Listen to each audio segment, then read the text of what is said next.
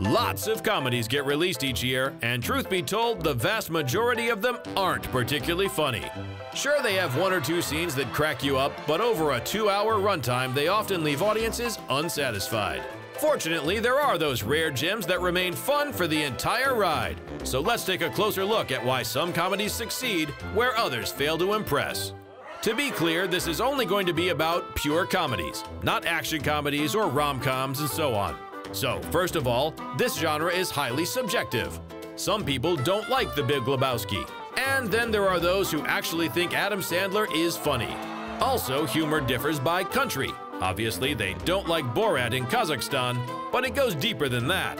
British comedy, for example, is often quite subtle, while American jokes are much more over the top. There's also a ton of people out there with a ton of different taste buds. There are huge demographics that find different things funny.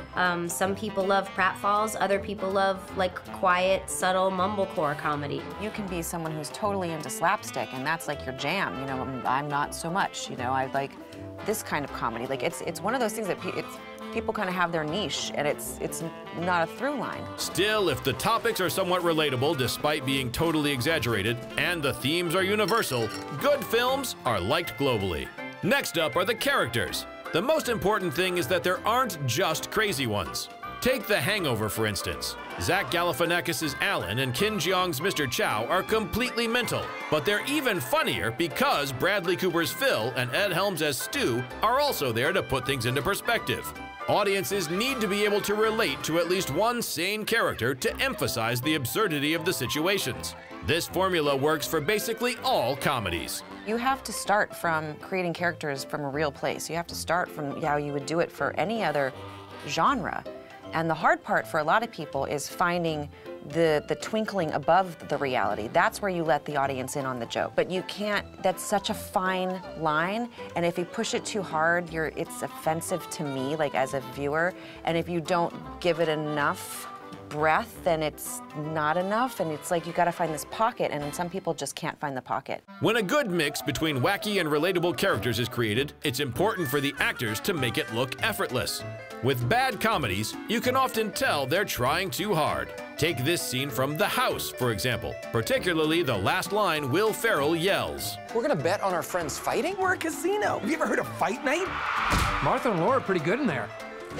They both take the same MMA class at the Y. Oh, she adored her. I don't know why I love this so much. Yeah, that was basically just shouting a non-funny line totally over the top, hoping that presenting it like that would somehow fix it. The good thing, though, is that Will isn't holding back. He has faith in his talents, and he goes all out trying to save the scene. And acting like that seems to be the only way to make funny movies work. Comedy is very serious business that shouldn't be taken seriously.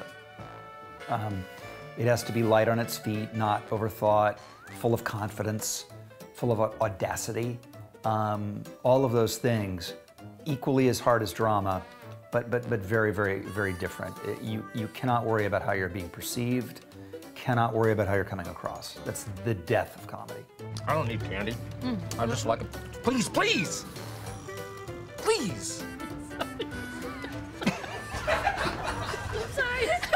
Will Ferrell is a great comedic talent with loads of hilarious titles to his name. But as with any actor or actress specialized in making comedies, it's often a case of you either love them or you hate them. Still, for all A-list comedians, it took a lot of blood, sweat, and tears getting to where they are today. Comedians work very hard at being funny. There's a lot of writing, you know, there's a lot of behind the scenes, like just nose to the grindstone, sitting at the office and thinking of funny jokes and just writing, you know, for hours and hours. It's a 9-to-5 job, and people just think that funny people are funny all the time, but a lot of work goes into that. It's hard work being funny. Regardless of how good and funny an actor is, though, his or her skills alone can't save a bad script. Comedy definitely seems to be the most abysmally tough genre out there. Some great films flop, while Razzie record holder Jack and Jill miraculously made back twice its budget. What some consider funny, others find repulsive, so even reviews can't tell you whether or not a movie is worthwhile. Our advice?